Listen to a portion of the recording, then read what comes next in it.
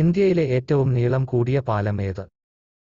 പാമ്പൻ പാലം, ഹൗറ പാലം, ഭൂപേൻ ഹസാരിക, സേതുബന്ധൻ.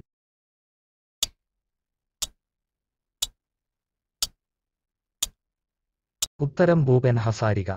1947 മുമ്പ് ഇന്ത്യൻ ദേശീയ പതാകയിലെ ചിഹ്നം ഏതായിരുന്നു? അശോക ചക്രം, ചർക്ക, തീപ്പന്തം, അശോക സ്തംഭം.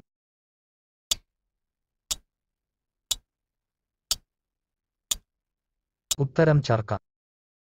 ഏത് സാമ്രാജ്യത്തിന്റെ തലസ്ഥാനമായിരുന്നു ഹംപി? വിജയനഗര, മുഗൾ, മൈസൂർ, മറാത്ത.